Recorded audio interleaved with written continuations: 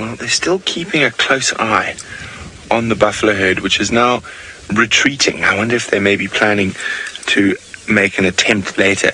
We thought there was a little calf that was wandering a little bit far from the rest of the adults that might get them to definitely get up and get on the move. But that little calf, fortunately for it, decided to head back towards the rest of the herd. Oh, she's up. You can see they've eaten, but they're by no means full. So if opportunity does arise, I think they definitely will hunt.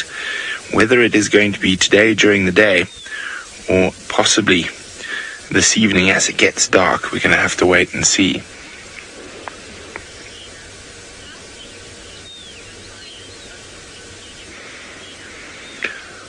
Hi, Christina.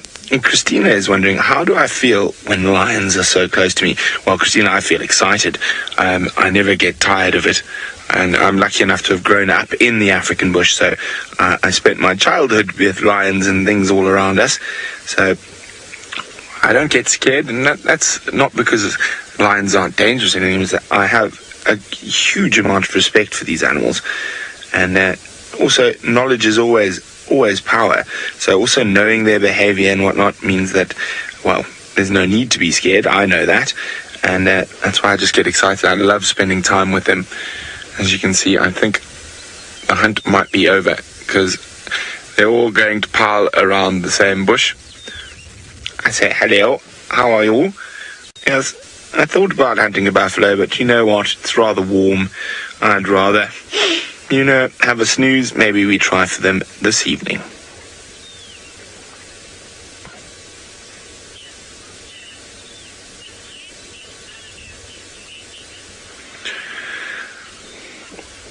Hi, Dan. Dan is wondering, when lions kill other cats, do they eat them? That's a very good question, Dan. Not normally. They'll normally just kill them and leave them as for competition. But if they're hungry, they will most certainly eat the cheetah or leopard or other lion that they've killed.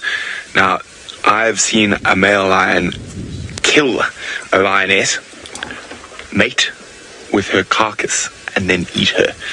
How gross is that? So strange things do happen.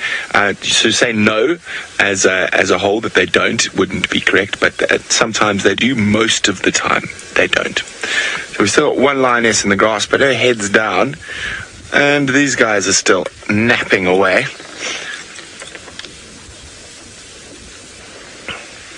And the buffalo are slowly creating a bit more distance.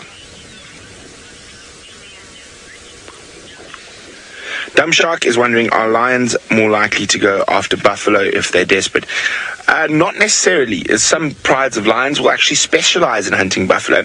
In the Mara, it seems they only really hunt buffalo regularly if one of the adult males is around. And this pride, of course, has got that male with the hole through his nose. And he is a big boy. So he would aid greatly in hunting buffalo. Also, the fact that they have two young males will also help in the buffalo hunting department. And now that the wildebeest have disappeared, well, for now, there's we sort of question what they're going to eat now. Now, a while ago, I think we had a bet on what day the wildebeest were going to arrive back in the triangle. Now, I can't remember how long ago it was. So I think I said 10 days. Craig, did you have a guess? Craig didn't guess. Batman is the strong, silent type. But I think it might have been almost 10 days ago. Can anyone remember? If you can remember, please let me know when I made that bet. Hashtag Safari Live. When did we make the bet on when the wildebeest were going to arrive? We've had quite a few crossings, and I went in search of wildebeest yesterday afternoon. I had no luck, but strangely enough, as I sit here with these lions, whoever picked today is correct. So, sorry, Craig, I'm just going to move the car a little bit. I just spotted what did I say? I said it had to be about 10,000, so maybe today is the day. There's a good 2,000 or so, maybe a bit more when we get a bit closer on Mlimambili. And Craig and I were down there yesterday, and there was not a wildebeest in sight. It seems like there might be some more in the valleys, and we will head in that direction slowly. So you can see, there we go. So today is the day. Well, I don't know if it's that 10,000 I said, but we're definitely going to go have a squiz. While we do that, I think the Lion Pride are going to snooze it for now. I'll maybe come back and check on them on the way home, but let's head towards the wildebeest in the meantime. While we do that, let's see where Scott is ambling about. Hello and welcome back. It sounds like you guys have been having a great safari, as have we, but we haven't seen a whole bunch. We've just been discussing past sightings that Ferg and I have shared together, and we have been exceptionally lucky on one occasion especially that we were talking about when the Musketeer Coalition were hunting wildebeest at dusk in the drizzle, and one of the wildebeest actually ended up getting, one of the cheetah ended up getting bowled over by a wildebeest after they successfully brought down a young calf. We're discussing the cheetah because we are planning on heading across to Cheetah Land on the other side of the river this afternoon, so really looking forward to that. Haven't been across there for a while. So that is something to look forward to, and we'll probably spend Tuesday, Wednesday, Thursday, full days out in the field all day. So with that and extended time spent with the animals, hopefully we'll get some good action.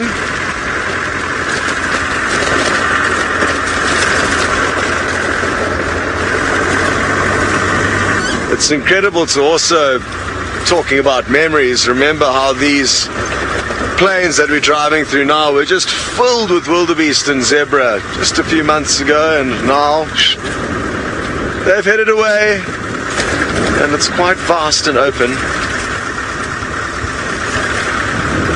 Hello Heather, you would like to know what is the best part about being a guide. Well, I guess, you know, different guides may have different theories or thoughts, but my favorite thing is that you get to work in beautiful wild open spaces, and that's the main draw card for me. No traffic in the morning, fresh air, usually quite friendly communities. I find there's a little jackal running down the road ahead of us. You might actually be able to zoom in on him while we're moving, Fer, because this road's so smooth. Let's try have a little attempt there before it disappears. There it is. We're coming for you, Jackal. What do you know that we don't? So yes, I love the wide open spaces and the friendly people that you tend to find out in wilderness communities. I find sometimes big cities, and I understand why. I mean, you can't just walk up to somebody and start talking to them. They're going to think you're trying to take their wallet from them. But here in the bush it's very different. Oh, shame, have you got the sneezers? No one has a wallet. And no one has wallets out here. That's another good point, Ferg. Thank you. Your wallet gets tucked away when you come out and arrive here, and then when you go back on leave you start spending money again. I love the way they trot like that. Oh, a little scent mark. Good for you. You lay claim to this patch. I wonder where your partner is. They're very often in pairs. Or maybe this one's trying to look for a lady. Or maybe she's trying to look for a man. I'm not sure if it's a male or a female.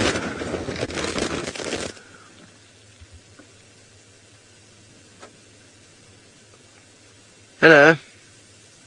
What's news? No news? Okay.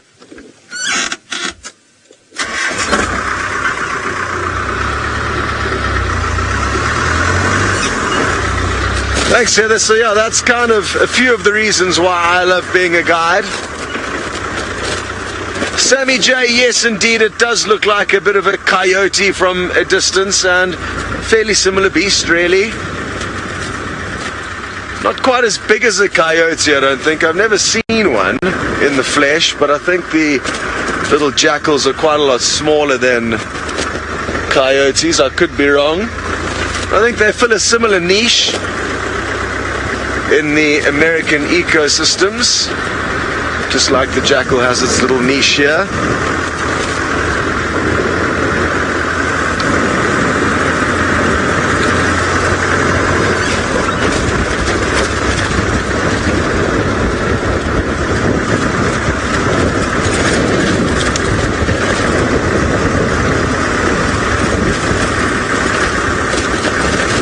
At a loss for words.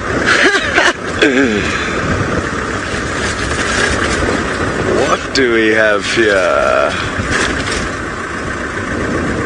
Ferg, let's see if we can get this eagle. I think it's a black-chested snake eagle. I'm gonna park at a funny angle like this so we can eliminate the roof from the shot, or at least try to. Now, this bird could be a black-chested snake eagle, which I think is what it is, or possibly a martial eagle, but no, that looks like a black-chested snake eagle. Beautiful. The martial eagle would have slight dark speckles below that dark neck, but you can see it's a very clean white breast, which indicates that it is the black-chested snake eagle. And after all the rain we've been getting and the increased heat, maybe, just maybe, it will swoop down and pull out a serpent from the grass. Please make our day. I don't think any of us have ever filmed a bird making a kill. Well, an eagle. We've had lots of kind of water birds catching fish, but I don't think we've actually managed to capture any live eagle hunts. And I mean, it's not for lack of trying, it's simply that it's such a difficult thing to achieve and pull off, because they can fly so far and so quickly that it makes it quite tricky for us to keep up with them.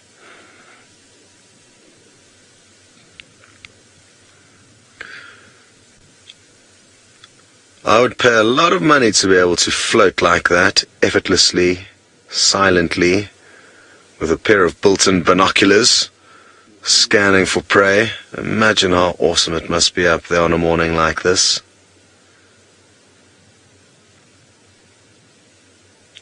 Well, I guess the closest thing to it is the hot air balloon. And Tayla was lucky enough to go up in one yesterday.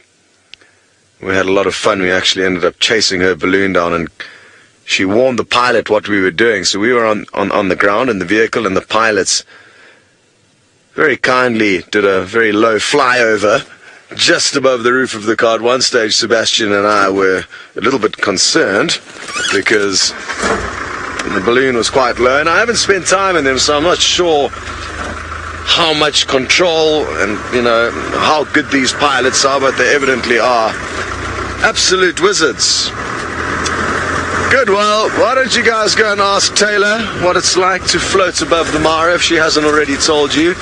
I'm sure she'd be delighted to let you know how her aerial safari went yesterday morning. Little bits and pieces, Scott. I haven't told everybody everywhere, sorry, dodging things on the road. It was just, you know, it was really pretty. So, okay, let me tell you about all the animals I saw. I can't believe how many animals I saw. And it was so long. We got an hour and 6 minutes balloon ride. Normally it's only about 45 minutes because we had the wind on our side. It was so gentle, so we got some extra air time. So we started off with seeing some buffalo in the marsh area. Remember that area that I love to go and sit at with all the birds on? We went over there. Lots of buffalo and hippos out of the water. Plenty birds. A couple of elephants here and there. Oh my gosh, Sandpiper, what's wrong with you? You don't jump out in front of my car like that. Did you see that? Ridiculous. I just quickly zipped across the road. And then we started going over the forest, and a forest that we can't get to, which is epic. I just want to get past this one vehicle because they're going to stop and start the whole time. I will be 2 seconds. Let me just quickly go past you. They're just looking at a vulture. And the secretary, but yeah, we will carry on. We're going to try head to some lions. So as we started going into these forested areas, it's amazing to see the old river courses as well. And I presume that they would fill up when the big rains arrive, so sort of from about February to April. And in amongst these pockets there was a black rhino, a female with a tiny little calf. I tried to take a picture but it was too difficult, and also I was going, I just want to watch everything, I just want to take it all in, so I didn't take too many pictures. I took some videos, but that I could video and then still look around with my phone. So that was quite cool to see. Then I saw the biggest crocodile I think I've ever seen in my entire life. What is going on over here? You two behave. We've got a little bit of a dispute amongst some Topi. Are you young boys? You're behaving like young boys. Let's see if they do it again. They were just sort of clashing horns and pushing each other one about.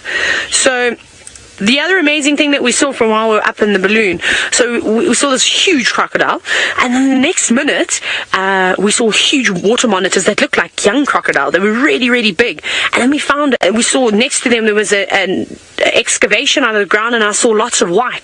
So these water monitors had excavated a crocodile nest, and I don't think the female had realized that. So that was really cool, because I've been saying to you, I've been wanting to see something like that. Obviously I want to get it live for you, because that would be amazing. So that was quite cool. So many lions from the air, and they weren't bothered at all. Topi, no, of course you're not going to carry on, are you? I think this is a little bachelor group here of Topi. Now this car's coming, thanks to it. I'm going to jump off to the right.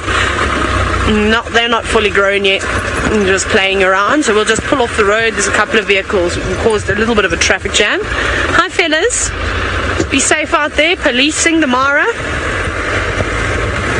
Let's go down this way. This is a good spot for black rhino, which is quite nice. And I just spoke to another guide now who was talking about the ololololololololo females, and they're around. It seems as though there's another male that's mating with a female about, and the rest are full and fast asleep. So we won't race on over there, because I don't think we're going to get to anything too exciting. It doesn't sound like they're about to jump on the back of a buffalo, and rather just fast asleep, but you never know. Oh, there we go. Nikki, wondering what was the landing like in a balloon? Surprisingly soft. I think it was just because we had an exceptional pilot. Mike took us out, and he'd been working with the balloons for, I think he said 16 years or something crazy like that, or maybe I made it, but a very long time. So he was a well-oiled pilot, and I honestly thought we were going to hit the ground quite hard, and we didn't. We just sort of skimmed about a little bit, and it was very pleasant. I could have gone to sleep and probably wouldn't have even woken up. Taking off was interesting, because he was like, okay, you can all stand up now, and when we stood up and looked, we were about 50 to 80 meters above the ground already. I had no idea that we'd even moved. None of us did. It's very gentle, but I think we just got lucky. I think the conditions that we had were just absolutely perfect. So everything worked in our favor. We had a beautiful sunrise. The clouds cleared up because we'd had quite a bit of rain that night as well. So I was worried maybe we weren't going to get a sunrise. Got the sunrise, got the beautiful golden light, got all the animals moving around. It was really an amazing experience. But honestly, guys, I think the best trip in the Mara, and this is what our pilot said to us, is he's flown at all the different locations through the Triangle and the Reserve, and he says by far the takeoff spot at Little Governor's Camp is the absolute best, because they start right at the river. So that's the course that you float along, is along the Mara River. Jason, you're wondering if we can put a camera in a balloon for a future episode. Well, certainly, that's what we do. We've already done that. Maybe when you just started watching us, or perhaps you've missed those episodes. But while we had our migration series, we actually had the camera on every single. I think the balloon was up on every single drive to start off with. Now, Jason, just to give you an example how incredible the balloon is and what you can see from the balloon. Only problem is you don't have brakes, so you constantly just keep moving. But Sensor captured the most amazing footage, and maybe somebody can help Jason out here, who can pull up the video that went viral of the zebra crossing the Mara River, the crocodile chasing it, getting out of the river just in time. but then unfortunately, well, not making it with the lionesses. The lionesses took it down in the end, so that zebra was not having a good day, or it was just basically I think the Grim Reaper was following that zebra around saying today's your day, unfortunately. So if anybody can share that hashtag Safari Live, Jason, if you are asking questions via Twitter, you can have a look there, or you can probably just search for it in YouTube too. If you're perhaps chatting to us on the YouTube chat. But it's an incredible video, and that was filmed from the Mara. But there should be quite a bit of balloon work and footage up on the interweb, so have a little look for it. It was just so cool. I can't believe how beautiful it really was. So I'll probably try and make a little video of my experience or so. What have we got around here? So now this is where we actually need to concentrate, because the black rhino like to hide around here, and they are such elusive creatures. They can really just disappear into the trees quite easily. I like this spot too. I'm a huge fan of this corner. I just wish that we could off-road around here. There's so many amazing things that happen. I'm deciding, Sebastian, what we're going to do. So many roads. Hasman, you're wondering if any of us have traveled out of Africa. Yeah, most of us have. Well, I can just talk about myself, so I'll just talk about myself. Australia, go there. I'm going to hopefully go there soon again. I've been to the States for a little bit, not for very long, and then I've traveled around in Africa a little bit. But so no, I haven't been to too many places. I don't count the spots that I've landed in an airport as a country I've visited, so unless I've actually set foot and gone and done a bit of exploring. But I'd like to do a bit of traveling. It's just to find time, and then of course there's so many things that I want to buy that I then waste my money on instead of traveling. So I think that's a problem with everybody. I don't think that's just a problem restricted to me. So I need to start a travel fund, and I'd like to try and do 2 different countries a year if possible. But it's difficult with what we do to try and get enough time, because when you go and travel, you don't want to just go for a week. You want to go for 2 weeks or 3 weeks if you can, to make the most of it and travel as many spots. I'd like to go to Europe and sort of hop around and visit a few countries. I'm very lucky. I've got quite a few friends that live in the UK. There's my family, well, my older brother's girlfriend, her family's from Spain, so there's different people living. Well, my aunt has a house in France, so that'd be quite cool to go and do all that at some point. But I really want to go to Australia again first, and then go and visit my family, and then we'll see. Well, after that, where my next adventure is going to take me. But I also like wildlife, though. So for me, if there's not going to be a lot of wildlife around, then it's also a little bit off-putting for me. I'm not a huge fan of the cities. I prefer to learn about a country's sort of wildlife, things like, well, that's what I'm interested in. That's my life, isn't it? This is not a job, this is my life. Okay, let's check here, just along this tree line, if we can spot anything. Maybe there'll be an interesting bird. But some cool things that I want to do in in Africa that I've told a couple of you about is I'd like to see shoebills, and I'd either like to go to Uganda or go up to the Benguela swamps in Zambia to go and do that. And Brent is actually going to Uganda soon. I think he's going to go and see shoebills, so maybe he'll tell you a little bit about that if he hasn't already. Tristan has been battling off the gremlins most of the morning, but he seems to have got them at bay for the moment. Let's go back to South Africa. Well, we have sorted them out for now, and hopefully that will be the last of them that we see. We went and had a little look where we had Hosanna last night, just to kind of check around, because we left Shadow and Cover carrying on with their feeding process. And so it seems like Hosanna came north towards the camp and was seen in the camp last night, and so now I'm just having a little look to see where he maybe went from there. Maybe he's lying somewhere close to Gowrie Dam, and we'll find him in this general vicinity, and then from there I want to just head towards the hyena dens to check the hyena dens and see if they're not active. I know somebody did go there this morning and it wasn't, but you never know. Maybe now with a bit of sunshine our little ones are around. Hello Nyala. So that's what a Nyala looks like when it's not being fed upon by a massive leopard. So it's amazing actually that she's able to pull down an animal of that size. If you look at how big that is in comparison to how big Shadow is, it must have been an epic struggle for Shadow to be able to kill that Nyala. It's not something that's easily done, and Nyala is a powerful animal.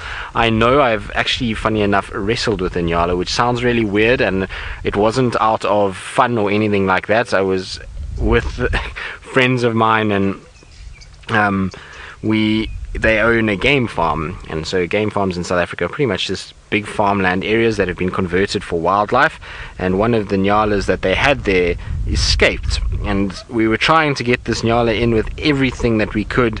We tried helicopters and all kinds of things, and it just wouldn't run towards where it needed to go. So eventually what we had to do was actually drive up alongside it and then jump off and grab it by the horns and try and kind of get it to subdue itself and then get it back into the reserve. We did eventually get it, but I can tell you that it took about 7 of us to get that Nyala down and actually get it into the place that it needed to go. So they are incredibly strong, and it just goes to show how strong a female leopard is. And if you thought you had any chance against a small leopard like Shadow, well, you've got none, because something like that will definitely, it would have smashed just one person on their own. There's no ways you could hold that animal by itself, but for a leopard to do it is really quite incredible. Now our Nyala has run off and has decided, I'm not going to be caught by you, and is going to carry on. Vildi, would you tackle a Nyala? That's true. So Danielle, you said Nyala are so pretty. They are indeed. They're very, very beautiful animals. They're one of my favorite antelope species that we see out here. They are incredibly beautiful, particularly the males. I like that big, long, shaggy coat that they've got and that brown coloration. It really is very, very beautiful to see. So we're fortunate that we get to see these guys more as the years go on. They seem to be increasing in number more than decreasing.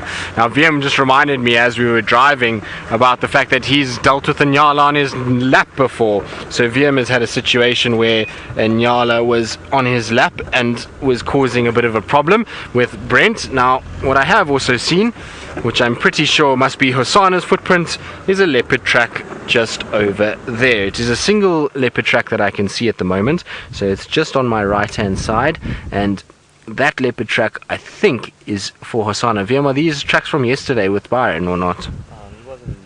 Okay, so it is, I'm sure, for Hosana. It's not quite big enough for Tingana, and it comes from the lodge itself going back into the Mulawati, so I'm pretty sure this is Hosana's tracks. We're going to just have a little scratch around and see what we can find. Maybe we get lucky and we find Hosana somewhere behind the dam wall here, but nice to know at least where his tracks have gone. We know he loves the Mulawati and is always around it, so it makes sense that he's gone in that direction, and I would imagine we will find him in the Mulawati at some point today. So I'll try and just have a little look around. I don't know if anybody saw anything on the dam cam last night. Maybe somebody did see something on the dam cam, but he was obviously in the lodge and then came in this direction. Now I want to go slowly over the dam wall, because sometimes we can spot things down the Mulawati from where we are. So if we stop here, we can maybe see if there isn't anything lying around. We know that Tumba spent some time in these areas before Tingana, and so if you just go slowly along here, sometimes you can get lucky and you can find a cat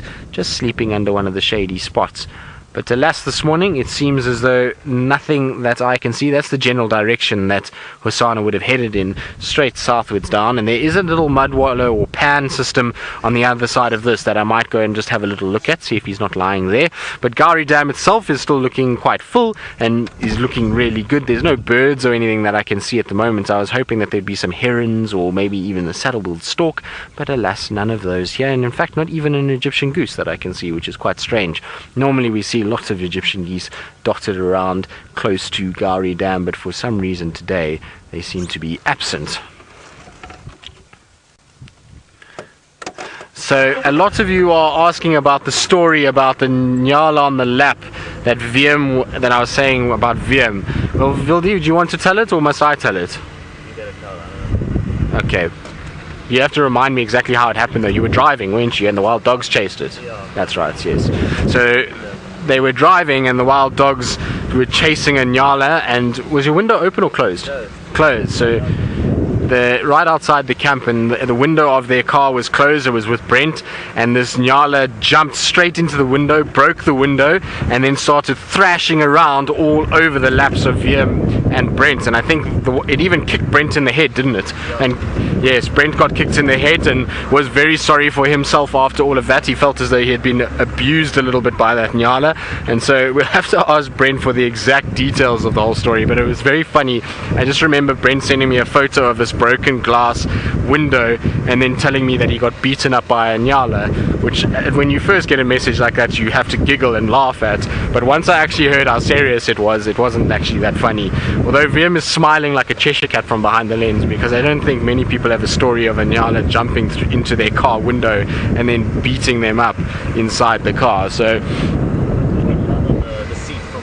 you still have blood on your seat. So VM still got blood on his seat apparently from that day. And was it Brent's blood or the Nyala's blood? Brent's blood. So Brent obviously got the worst of the hit. Between the car, Brent and me, and the Nyala came up best. So VM says between the car, the Nyala, Brent and VM, the Nyala came out best out of all of that situation. So the car lost a window, Brent lost some blood. VM, what did you lose? Also had some cuts, so VM also got a bit of blood drawn. So Nyala definitely won, and VM, Brent and the car 0. So it's not a animal you want to play around with, and it just goes to show how, like I say, Shadow's done such an amazing job to actually be able to bring something like that down. Now the reason why I'm just taking a short little turn here is because there's a little water point right here that I just want to check quickly and see if maybe Hosanna is not lying somewhere at this little water source. You can see it's just in front of me here, and it's a good place to come and check.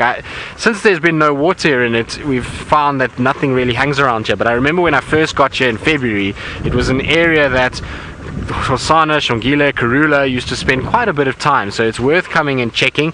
I don't see any pug marks in the mud anywhere on the sort of fringes of this water source. I was hoping just to see if maybe we found a pug mark somewhere, but there's so much water around at the moment that I suppose Hosanna can pick and choose as to exactly where he wants to drink. It was just an off chance, and sometimes these little gut feels and off chances are what's the difference between not finding a leopard and finding a leopard. So it was worth just coming to have a little look quickly. Right, VM, what do you think? Vulture's Nest? Should we do Vulture's Nest and see if maybe he popped out on that side following Tundi around? Now, I know I can't remember who it was, but somebody did ask me, I think it was Linda on Facebook, asked me about what I think about the Tumba, Tundi, Hosanna sort of trifecta, and why Hosanna is following Tundi as much as he is, and whether or not, you know, what the story is. Well, it's an interesting one. I think part of it is that Hosanna was left at a young age. He wasn't really a proper separation with his mother. It wasn't like his mother chased him away, so he's probably still looking a little bit for a mother figure. Also, at the end of the day, male leopards do this. They do often try and follow females around in order to gain food. One, it means he doesn't have to go and hunt for himself like we saw yesterday. He had a nice fat full belly and he didn't really have to do much work from it. He just kind of took it away from Tundi, and so he's learning that if he follows Tundi around, there are opportunities for him to get food, and so that's why he's doing it, and it's more for that reason than any other reason. There's also, like I say, there's this youthful part of him that he kind of into trying to sort of latch onto a female figure. The other side of the situation is more to do with the fact that they're both young males. Neither of them have got anything to prove to the other one. At the end of the day, neither one of them is territorial, so they don't have to defend a territory. They're both fairly dependent. Well, I suppose Hosanna can live on his own, and Tumba as well, but Tumba is still dependent on his mother, and so, you know, the Tundi being around is kind of a source of both of them coming together, and because neither one of them is a territorial individual, they don't really have to worry about fighting with one another. So that's why we're seeing quite close proximity with all three of them. So I wonder if maybe Hosanna hasn't just latched onto Tundi's tracks from last night and is following her around. Also, we heard a leopard call from this general vicinity this morning, and so maybe Hosanna heard that and is heading in that direction just to go and investigate who this is. Particularly if it was a female, he'll know Tingana's call very well. He would have heard it many times, and so for him it's better that he just kind of goes and investigates these different calls, and if it was Tingana, you would have found that he wouldn't have gone anywhere near it. But because because it wasn't Tingana, or I don't think it was Tingana, it's probably meant that he's gone to go and just see who this is that's calling. Maybe it's a female, maybe it's his mom. You know, he's going to just have a little look and check what's happening. Quite interesting that they still kind of crave that female companionship, even though he's been on his own now for the better part of 6 months. He's still kind of looking for that mother figure from time to time, and interesting behavior to see.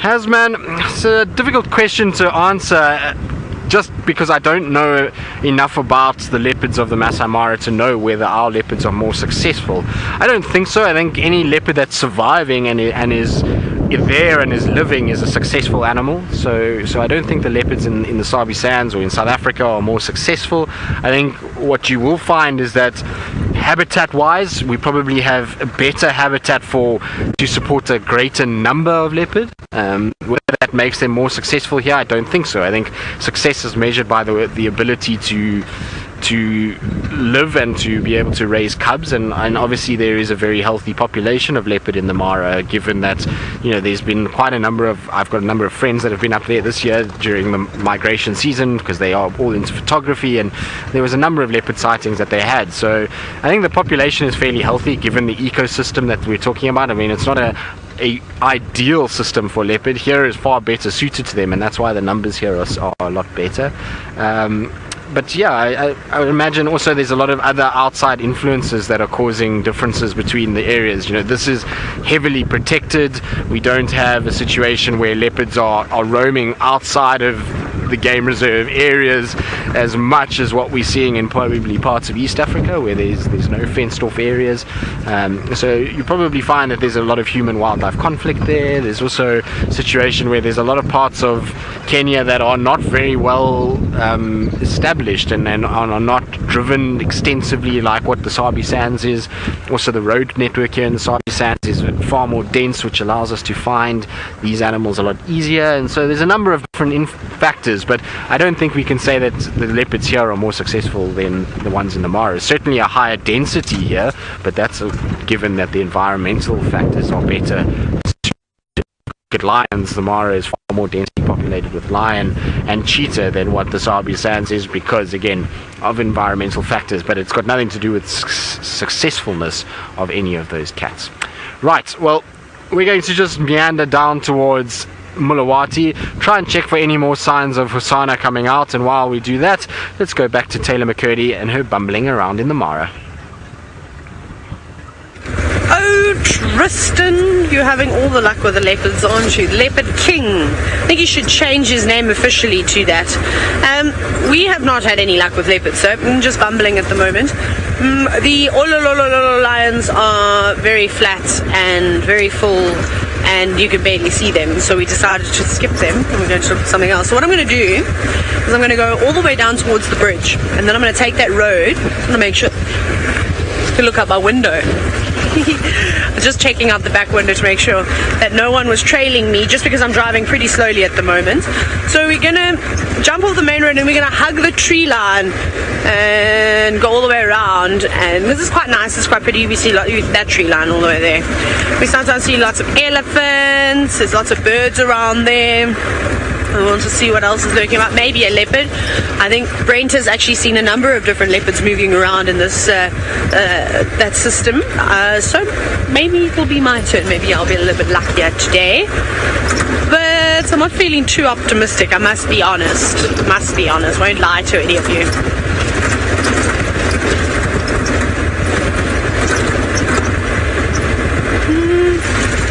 Now, Dave, you're wondering if there's any animals in Africa that suffer from dwarfism or giganticism. I haven't seen anything in particular, but that's not to say that it happens. It's a dwarf crocodile, but that's a dwarf crocodile, I suppose. So no, I can't say that I've heard of anything, but who knows? Maybe there is. I just haven't seen it yet. What else are we going to see today? So we've actually seen a number of different mammal species today. I'm quite impressed. Oh, here's some elephants. We can have a look at the elephants. Just want to go up a little bit further ahead so we can get ahead of them, because they are moving sort of in a southerly direction. Okay, I'm going to stop in a minute. Oh, it's so hazy now. It's not my favorite when the weather is like this. And then I just want to pull off the road slightly so that people can still go past us. We're on one of the main roads. Quite a busy intersection, this. But a family of 4 elephants. Not too many, just a couple of them. There is one female with a relatively young calf. It looks like one of the, might be her siblings, her offspring. It looks like a bull there.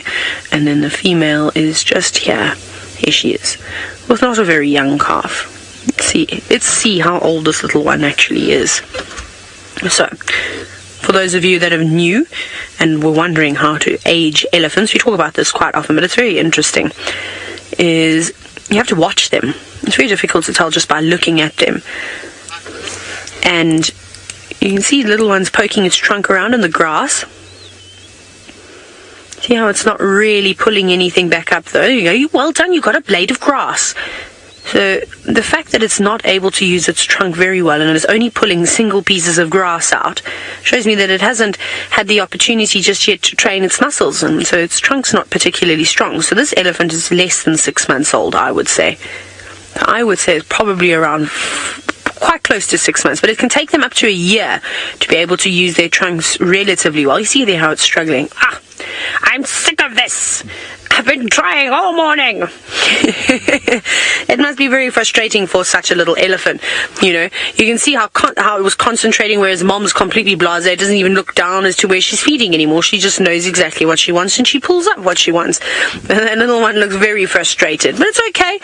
You've got time. You'll get there eventually. You've got plenty of years to feed and not worry about it. Enjoy it, little one. But not moving too far away, sticking relatively close to mom's side, which is also another indication that it is a relatively young elephant. And then once they start to get older, again, it depends on genetics though. By the time they reach about 2 years old, you'll normally see the tusks are starting to protrude. Lara Moore, you've said that this baby is a different shade of grey. Well, I'd be concerned at such a young age if it was 50 shades of grey. Luckily, it's not. And that's just, of course, because of the different soil types. So mom looked like she'd been rolling around red soil, whereas that youngster actually doesn't look like it's been in any mud or soil at all. Probably just standing by and watching. Oh, there we go. Now venturing off to go and say hello to another member of the herd.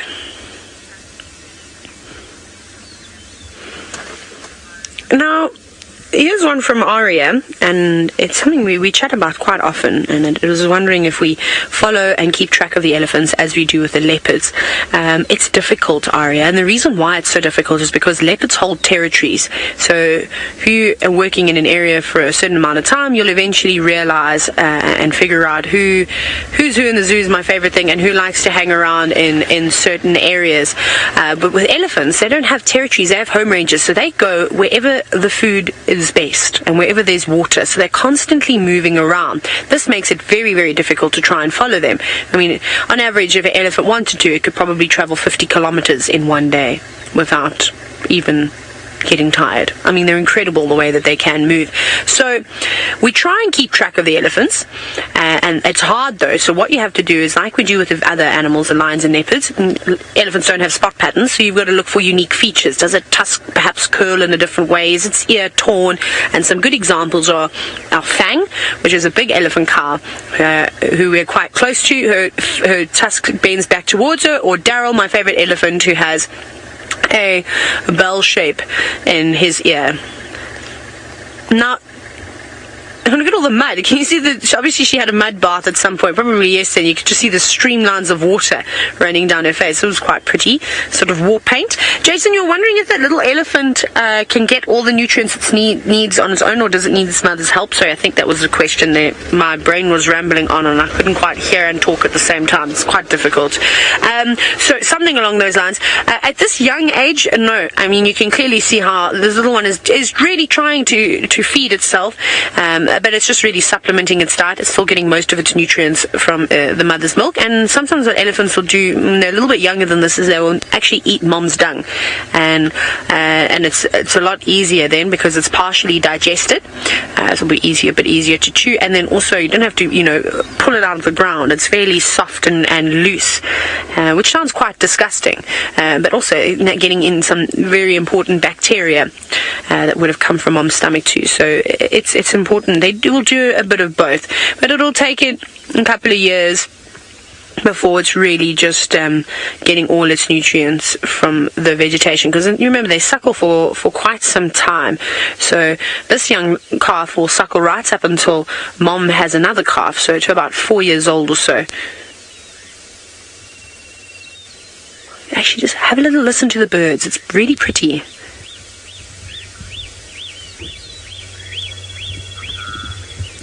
All the little birds calling. It's actually very, very pretty. All just starting to wake up now.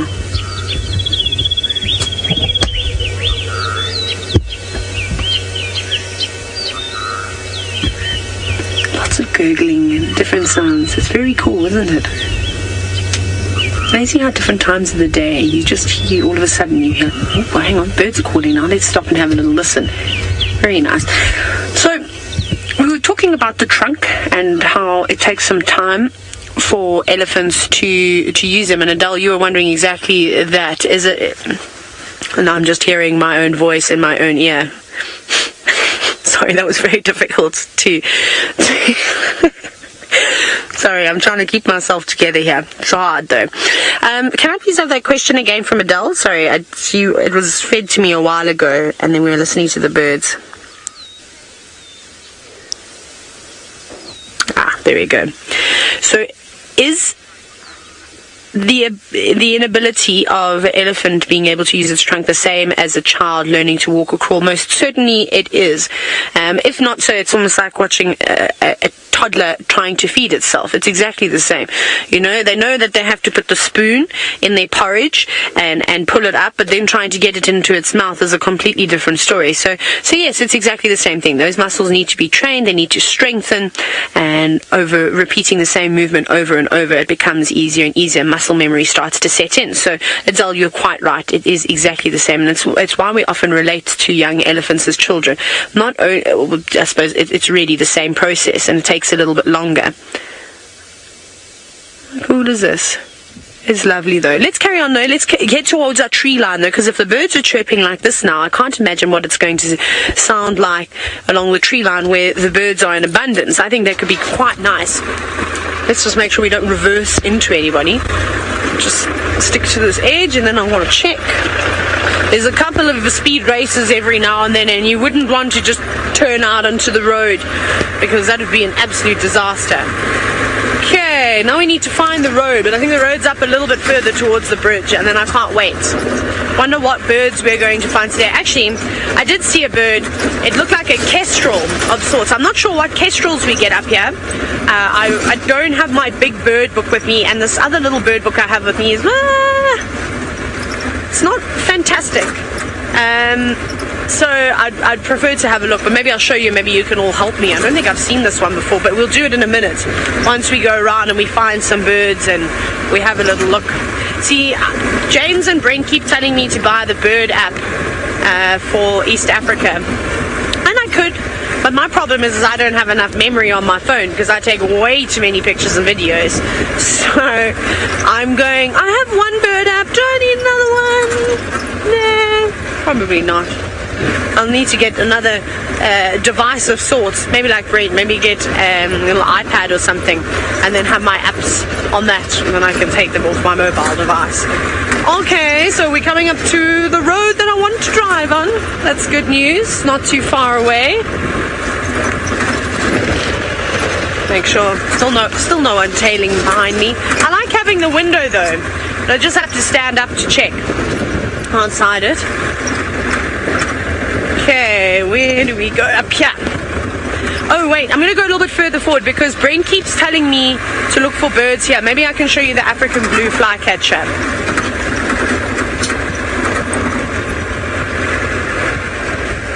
Okay, let's check very carefully here because they're so pretty. Just going to scan up in the trees, see if I can see anything bouncing about. And this is about the time of the day that I saw them.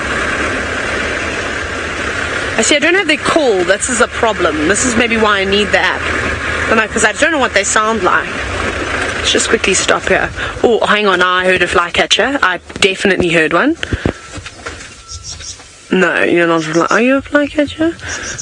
No, I don't know what that is. I don't think we're going to be able to see it. See, we've got a roof, so it restricts the birding. There's something chirping, but it doesn't look blue, so it's not the bird that I'm looking for. I wonder if the African blue flycatchers sound anything like the paradise flycatchers, which is a very hang on, I can play the African paradise flycatcher call for you. Let me do that. How about that? Birds. I'm going to open my book, not my book, my phone. And you are a flycatcher, so that should start with an F. Okay. Scrolling now. Flycatcher, yes, that's the one with the long tail. Are you ready for the call? I'm going to turn it up.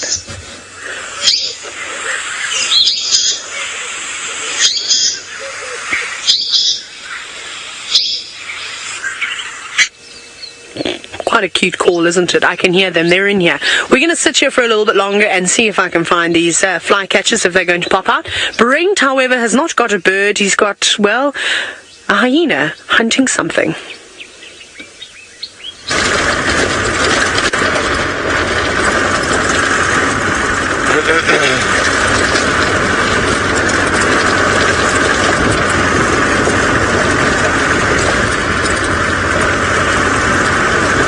Broken both of her front sort of legs, the lower part. So when we saw her, she was walking on her haunches. She has a young calf with her, as well as a sub-adult from the herd, who's looking very, very distressed because the herd is getting further and further away. We're also very close to where those lions were, but there's a hyena that was coming in. I've lost sight of it now. It was quite a way away, but I think it might have heard or smelt the injuries on this female buffalo. So if you are sensitive, if she does get up and start moving, it can be very, very difficult to watch.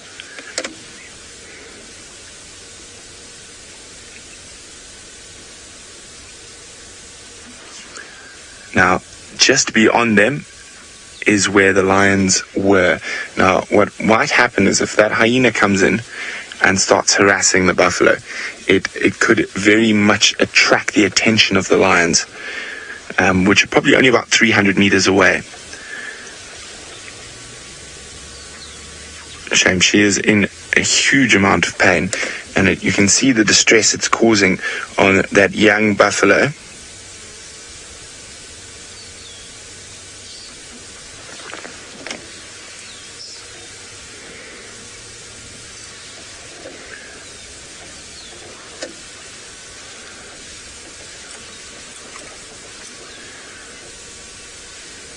So welcome to this action broadcast from the Masai Mara in Kenya.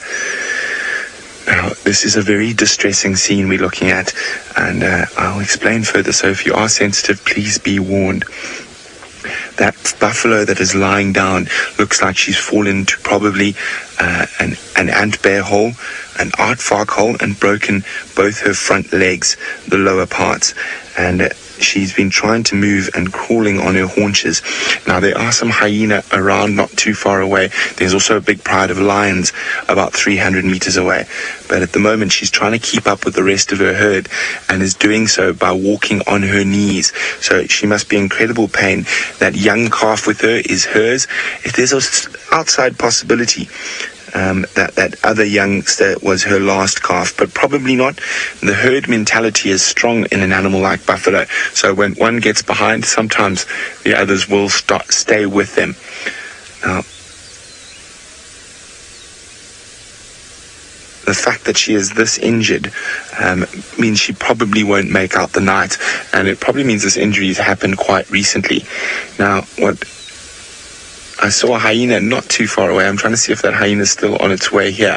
Now, the hyena's sense of smell might have picked up the injury if it's a bit older and has now got septic that she can't work. If it's a fresh injury, it might have picked up on the blood. So the hyena coming in might cause the lions to rush in when they hear the noise of harassment. Oh,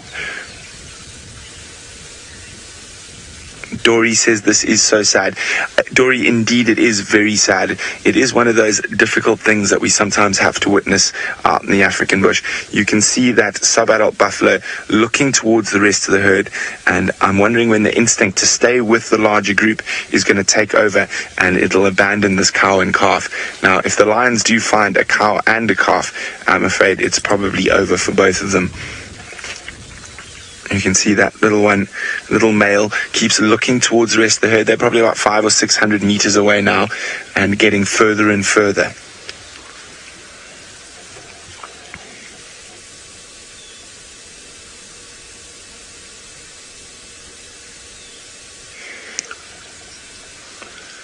Now, I'm just going to pick up my binoculars quickly to check where I last spotted that hyena. Now, the hyena was running up and down trying to pick up the scent. And oh, I forgot, my name's Brent.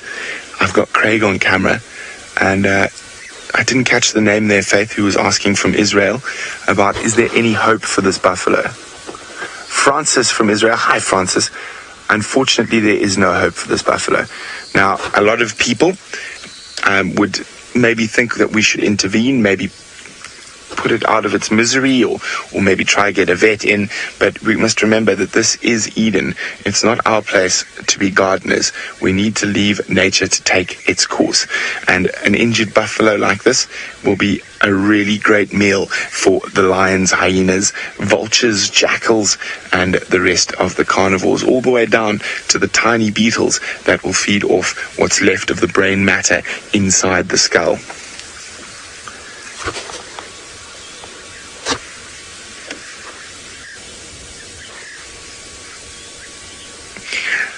Hi, Sally. Sally's wondering what will happen to the young calf. Sally, one of the other predators, if not the same predators that get the mom, will normally get the calf as well. So if you're a lion or a hyena, it's a really great deal, 2 for 1. But of course, it is quite difficult and sad for the buffalo. Now, if they get really distressed, you might find that the rest of the herd might charge in to their aid, but the fact that she's broken both her front legs means that there's very, very little hope. Or actually, sorry, let me rephrase that. There's absolutely no hope for this female buffalo. And so her little calf as well.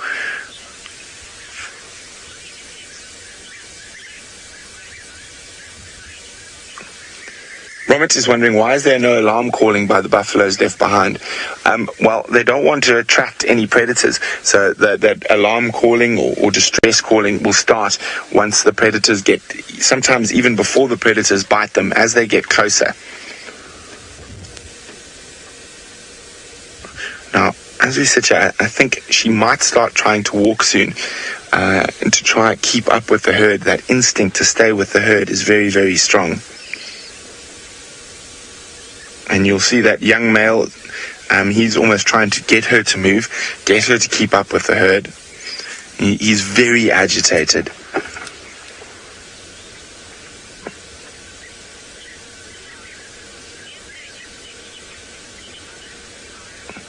There we go.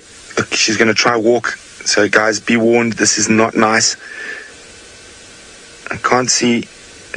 We saw her from a bit of a distance when I first saw her trying to walk. So it might just be one broken leg.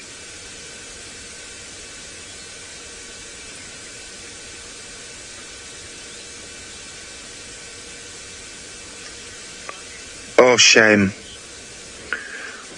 Look, she's walking on her knees. It's the only way she can move at the moment. Robin is wondering, do we know how she broke her legs? Or we don't, Robin. Oh, it's too sore for her to move. We don't, Robin. I would say it's most likely that she fell into a hole made by an aardvark, or maybe stepped with the wet ground into a hole made by one of the burrowing animals, spring hare. But she is not in a good way at all. Now, she's very lucky that the lions haven't spotted her, or unlucky, because it might be better it might be better if the lion saw her and ended this really, really terrible suffering. Nikki, does the calf still need milk? It does. It does indeed, Nikki. And it's still, that's why I say that calf will not leave the adult. The sub-adults, the sort of medium-sized one, will leave the adult, but the little guy won't. I'm going to have another quick look with my binos. That hyena was running around trying to grab the scent. It obviously caught the scent of it, but hasn't been able to follow the scent all the way back. Carly is wondering, would another buffalo female take in the calf? It is possible, but with buffalo, very, very unusual. So I'd say probably 95% of the time, they will not adopt another buffalo female's calf. Now, so basically from that tree in the distance behind the buffalo, that's about where the lions are. So the lions are there, and I think she's just moved over the crest, because if any of the lions had spotted her walking like that, they would have been right on it. Love My Charlie Face would like to know, will the older one leave, or are they all doomed? I think in this situation, the older one might try to protect the female initially, but if there's multiple lions or multiple hyenas, they will definitely disappear. The older one will try to rejoin the herd and go for survival. Now, as I said, the herd might make its way back in and defend her, but as I say, that will just be prolonging the suffering, because with that bad an injury, she's not going to last very long.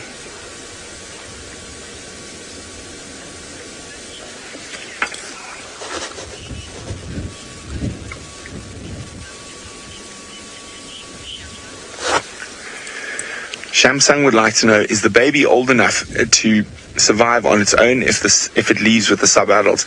I would say not yet, Shamsung. It still needs mother's milk, so it hasn't been weaned yet. So I would say it's not old enough to survive without mom.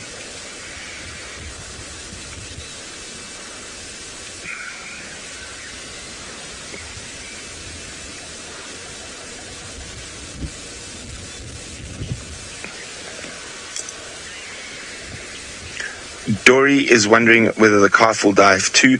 Yes, Dory. Normally the lions or hyenas that will, whoever finds this buffalo first, will make short work of the calf as well. So the only one that might survive is the sub-adult off to the right there now, who, once there's a lot of pressure on from predators, will probably gallop off to join the rest of the herd. Now remember, this is live from the Masai Mara in Kenya. And it is quite a difficult and sad thing to watch, but it is what happens out here in nature.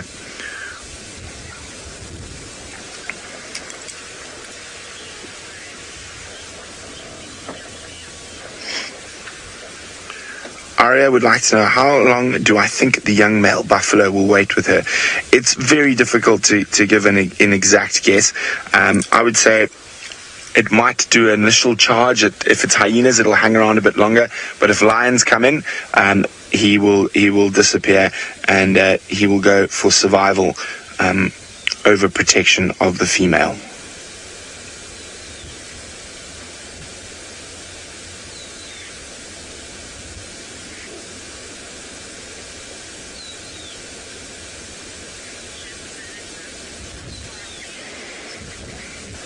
Melissa is wondering how far away is the herd.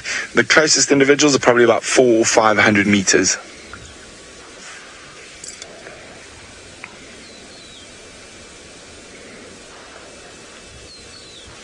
So it seems like that hyena lost the blood trail, and the lions don't know she's here just yet. I'm definitely going to sit here a bit longer to see what happens. But, she's going to try to walk again. That instinct to follow the herd is so strong.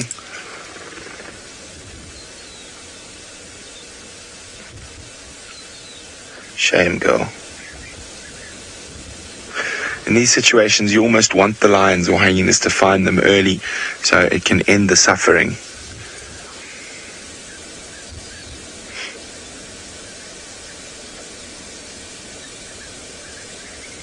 So it looks like maybe it's just, there we go, the left.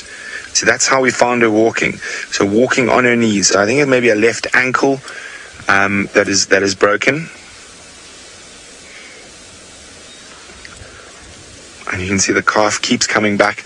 The sub-adult is getting a little bit further and a little bit further every time he goes on his forays.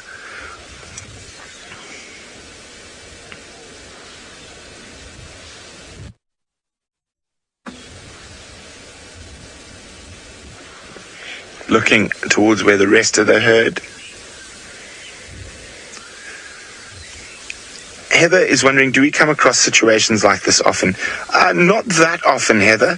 Normally what happens is you'll come across a situation that you would not know was a situation like this because the predators have already found the injured animal. But occasionally we do. This is the second time with an injured buffalo in the Maro for me. The first one, however, wasn't as so much injured as it was sick. Oh no, shame. She's even struggling to get up now. And the calf is following the sub-adult at the moment, trying to head back towards the herd.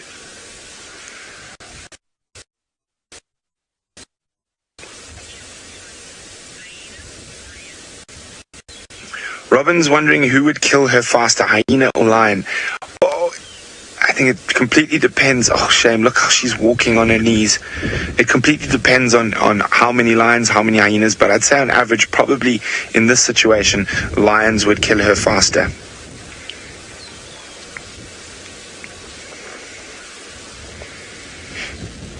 Poor girl.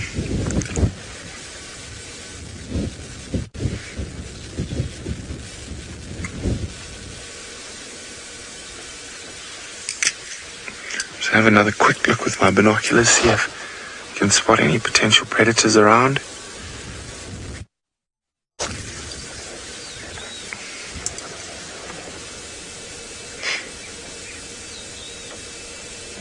Now, the fact that it looks like she's grazing, it does, means that she might have managed to survive for a while, or she's just very hungry, but you can see the poor little calf there.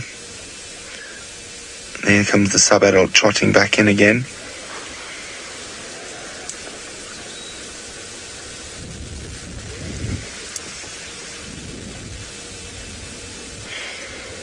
Oh, I don't think I've ever seen a buffalo walk on its knees before. Oh, she's up. Now maybe we can see where that injury is. Maybe it is.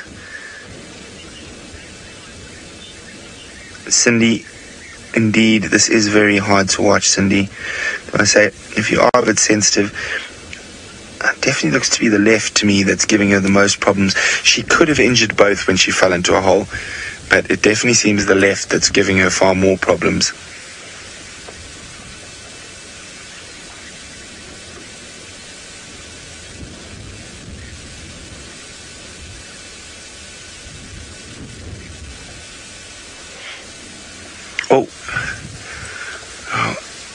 Just checking around for that hyena. The hyena seems to have disappeared, and she is moving away from the lions. It looks like maybe both. It seems like they're both injured. And she's only covered about 20 meters before collapsing down again.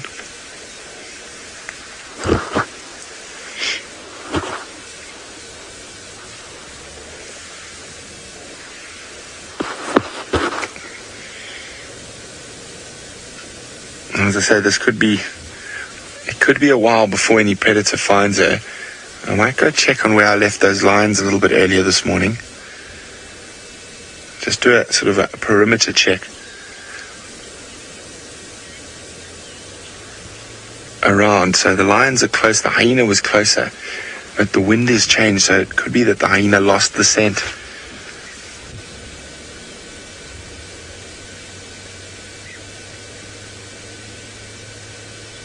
Now this is very, very sad. We will definitely keep following this animal throughout the day and into the evening to see if any of the predators do find her. But remember, we could go live at any time So keep a lookout for those live notifications, and you can join us on your very own privately guided live African safari.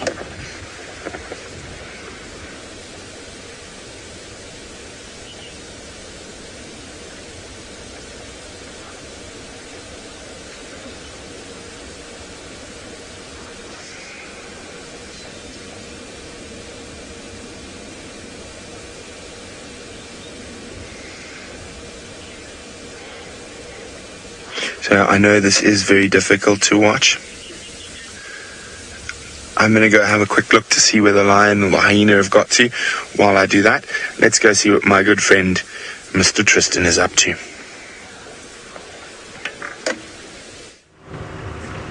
Well, not very much, Brent. We've trying to just to find signal more than anything else, so we've managed to at least get towards quarantine, and quarantine seems to be good to us. So we're milling around quarantine, seeing what's about and seeing if there's any interesting birds or insects or anything like that that we can have a look at. Tracks for Hosanna don't come out of the Mulawai.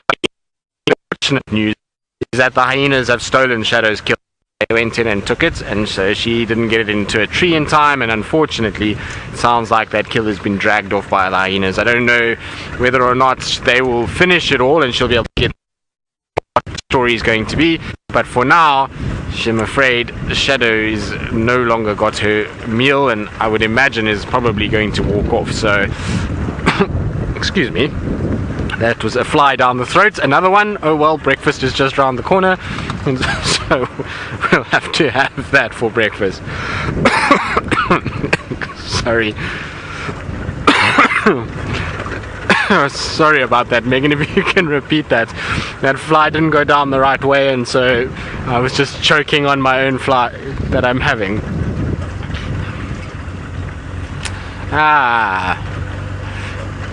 Ekula, you're asking what vaccines you would need to travel to Djuma. Well, luckily enough here in South Africa, not really any, actually, to be honest. You don't need yellow fever for South Africa. I'm not sure if they subscribe anything else. Depends where you're coming from. It will depend on what vaccinations you might need. Most people have hepatitis, tetanus, and those kind of things as vaccinations, and German measles, chickenpox. Those things are all general vaccinations that one should really have anyway. But there's no specific ones coming to South Africa as far as I know. Like I say, it would depend on what country you're in. Some countries ask for certain vaccinations, but otherwise, no, not really. Nothing out here that we have to worry about. And it's most certainly no you have to have in Kenya. It's just your hepatitis shots that would be a good one, and obviously polio and all of those other ones, but those are general ones that you have as a kid most of the time. Well, at least here in South Africa you do. So traveling to Djuma is actually quite an easy affair in terms of medically. It's the only thing you've got to worry about is possibly a bit of malaria, but that's very, very chance. So lately there's been a few nasty cases of malaria floating around in Hoedspruit and in this general vicinity. In fact, I think there's been about 7 cases in the Sabi Sands recently, which is not good. So hopefully that will not carry on and we'll be able to get past it, and that we won't have any more outbreaks of malaria in this area. But other than that, we're quite lucky that we don't have too many other nasties hanging around, which is good. Well, it would be nice if something was hanging around, though, other than nasty animals. It would be nice if there was even some impalas, but there's none. No steenbok, no impalas, no duikers. Just flies that like to fly into people's mouths. No good. Maybe I could teach Hosanna a thing or two. Remember yesterday Hosanna trying to catch flies, and so we need to just teach him that driving in a car while talking is probably the best way for him to catch said flies. Now I wonder, the hyena dens aren't active either, so that's put a dent in that plan. So I'm going to go back towards quarantine, see if there isn't something lurking around there. We've been right on the western side of quarantine now and very quiet out this way. What's really been quite interesting and noticeable over the last little bit, and since I've been back from leave, is the sheer lack of kudu that we're seeing. I haven't seen kudu I don't think since I've been back. VM says to me it's been about 2 weeks. 2 weeks, VM, since he's seen a kudu, which is a long time. Generally, kudu are very sort of common here, and we see a lot of them. So quite strange how few kudu there are. Also, still no buffalo around, and the elephants are absolutely nowhere to be seen. And I'm not sure why that is. Maybe it's because further south of us there was a lot more rain that fell than what we've gotten. We've had about, in total, probably about 35 millimeters of rain in this rain period so far, whereas some of the lodges in the south have had close to 70, 80. So they've had a lot more rain than us, and maybe that's why the browsers as well as the big herbivores like buffalo and elephants are down there at the moment. Right, now I believe our fearless leader, our bush guru Stefan Winterboer, who's back all the way in Kenya, is sitting in the studio, and well, I'm sure he wants to say hello to all of you. Hello and welcome to this river crossing we've got here. It's just the tail end of one. It happened very quick, but we've got a drama unfolding here. We've got a young wildebeest that's been caught by a very large crocodile and not in a death grip. And then we've got other crocodiles wanting to join the fray, but because of the hierarchy, I feel, these crocodiles are reluctant to just come in and disturb the bigger crocodile. And now they've let that wildebeest go in order to battle for dominance. Will the wildebeest get away? Is it going to go, go, go, go? You can do it! Quickly! Oh no! Oh shame! It must be exhausted. But you can see the bigger crocodile once again taking preference at this little wildebeest calf. And I think, I don't know what's going to happen now. It's difficult to say. Will this other smaller crocodile cause the larger crocodile to let go again to assert dominance over this particular catch? And will it give this young wildebeest calf the chance to get out of the water? Come on, you can do it. Oh, that crocodile is just enormous, weighing many times what the wildebeest does, and effectively anchoring that wildebeest calf in the water. I'm told that there's a lot of you cheering on the wildebeest the same as I am. Come on, I think you just need to relax, little guy. Harbor your strength, and hopefully the large crocodile lets go again to show how much of a boss he is. Let's see if there's any other crossings going on. There were a few wildebeest that were left over on the side. I see they're walking away. So for those of you just joining us, this is the Mara River. We have some cameras on the banks of the river at the most prominent of the crossing points. And the tail end of the migration is fantastic for crossings of zebra and Topi and Thompson's gazelle, and of course of the resident wildebeest herds that still live in this area. Oh, come on, there we go. Are you ready? And now the face is close to this other one. Will this other one, the smaller crocodile, come on, please do that and end it quickly. See how reluctant that crocodile is to actually enter the fray. No, there we go. No. Why don't you just drown it and get it over and done with? Like, so obviously, so Nikki, you'd like to know how big I think this crocodile is. Nikki, just judging from that wildebeest calf, you know, weighing about 100 pounds or so. Oh, you did it! That is amazing. Now it's left to see how badly injured this young wildebeest is. Get out of the water, that crocodile's still there. That is amazing. So in the crocodile trying to get a better bite on the wildebeest, he inadvertently let go. Come on, I know you're tired, but just get up onto the rocks. The crocodile won't hurt you there. Come on, little guy. Let's see how badly injured it is. Those crocodiles have got an incredible bite force, very sharp teeth. I have no doubt that this young wildebeest is punctured. I did see a swelling on its one side. It could just be some skin that was pulled up. Let's see, is your leg broken? Leg is very sore. Doesn't look broken. If this wildebeest walks away from this, look at the scrape marks. Come on, little guy. Yeah, your leg is sore. You're holding it up. I don't see much blood coming from it. There's a small cut on its side. but no rending of the actual stomach cavity, which quite often eviscerates prey quite quickly, and it just looks like a little bit of a numb leg. It doesn't look like anything's out of place. It doesn't look disjointed or broken. The leg isn't free swimming. There he's busy walking on it now. It might be a bit stiff from being down a crocodile. There he's standing on it. Come on, little guy.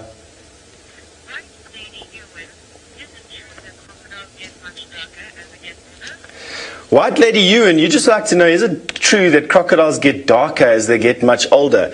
You know, yes, the biggest crocodiles in this river are darker than the crocodiles, but I have thinking it's not from pigmentation, but from algae that grows on their scutes, on their scales. Come on, little guy, get your leg going again. Oh, he's standing on it again. I think it's just there. He's walking with it again. I think you can all join me in a cheer for that little guy. Well done. Holy smokes. Whoever would have bet on that? Well done, little guy. Now you just need to let the blood return and you'll be fine. So just to come back at how big I think that crocodile is, I think that crocodile, he's one of the dark green crocodiles, and I think easily we're looking at 1,000 pounds here for that crocodile. Easily that much. I mean, the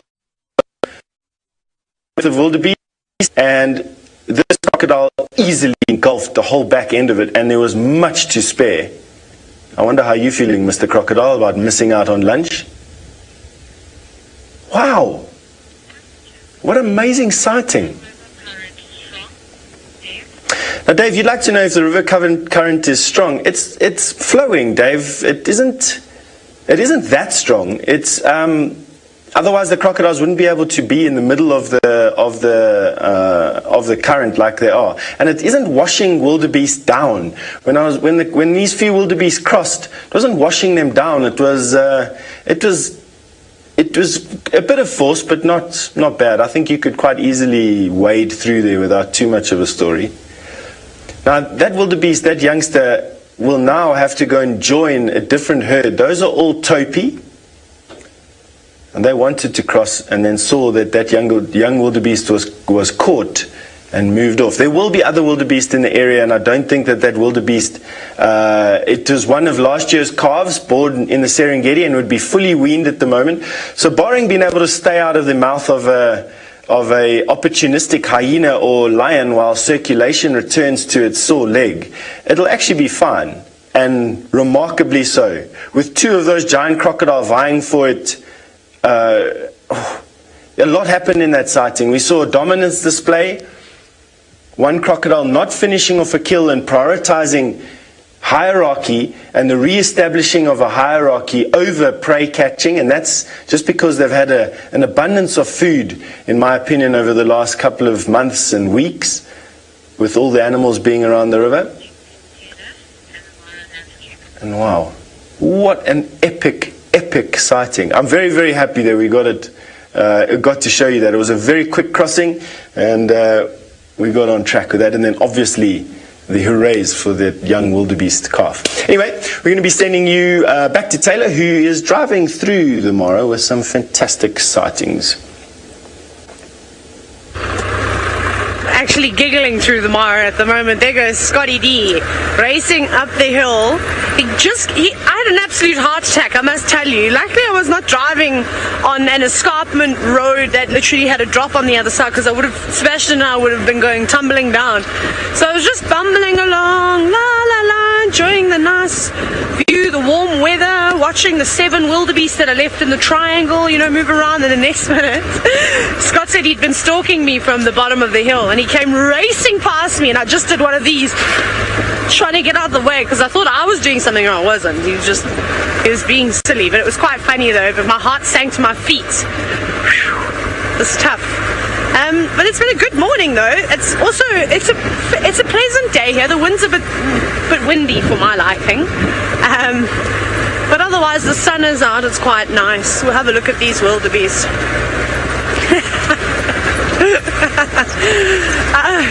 So funny. Now, Starlight but you're wondering if I've seen a crocodile in the Mara yet. For those of you who don't know what a crocodile is, the one day I tried to say a crocodile and crocodile came up, so we invented the species, we drew tracks, we had 2 different kinds. It was quite funny. Well, I thought it was quite funny. I have not seen a crocodile. You see many crocologs though, and then you can just see, just running past me down the escarpment, the zebra leaving camp. Oh, careful racing stripes, you're going very quickly. And there were a couple of wildebeest. So look at that trot. Go, go, go. Not breaking out into a canter. And that's, I think, a very clever move. Look at, oh my goodness. And there they go, racing around. Careful, guys. You can slip and fall. And it is a bit dangerous when animals do run down a hill that is very rocky like that, even though they're well equipped. Just one slip, you could end up breaking your leg, which could be a little bit, of course, of a problem. But they managed safely, and they're going to head down to the bottom of the valley and go and graze, I'm sure, for the rest of the day. Maybe stand still for a little bit in the shade of a balanites tree. Just keep out of the sun. But you can see that even their manes are blowing quite heavily in the wind. But it has been a really, really cool day today.